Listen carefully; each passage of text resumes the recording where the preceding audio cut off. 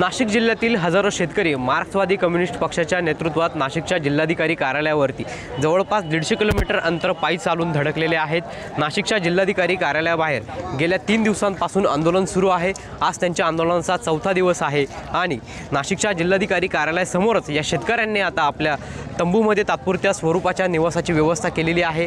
त्याचबरोबर त्यांनी जिल्हाधिकारी कार्यालयाबाहेरच चुली मांडून आपलं आंदोलन जे आहे ते सुरू ठेवलेलं आहे। जोपर्यंत आपल्या मागण्या पूर्ण होत नाही तोपर्यंत या ठिकाणावरून आम्ही जाणार नाही अशी भूमिका या आंदोलकांनी घेतलेली आहे।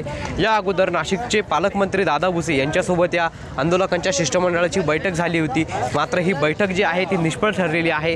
त्यानंतर राज्य सरकारसोबत देखील त्यांची बैठक झाली, ही बैठक देखील निष्फळ ठरली। आम्हाला आश्वासन नको, आमच्या मागण्या पूर्ण कराव्यात अशी जी मागणी आहे या आंदोलकांची आहे। जोपर्यंत मागण्या पूर्ण होत नाही तोपर्यंत आम्ही नाशिकच्या जिल्हाधिकारी कार्यालयाबाहेरून आंदोलन मागे घेणार नाही असा पवित्रा जो आहे तो या शेतकऱ्यांनी घेतलेला आहे।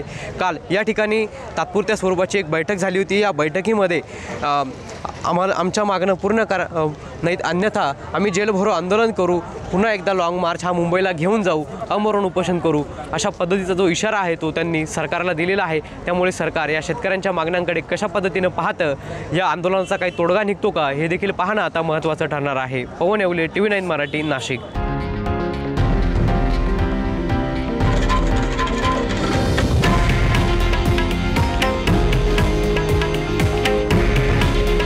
हे आहे देशातील नंबर 1 न्यूज नेटवर्क आणि आपण पाहत आहात TV9 मराठी।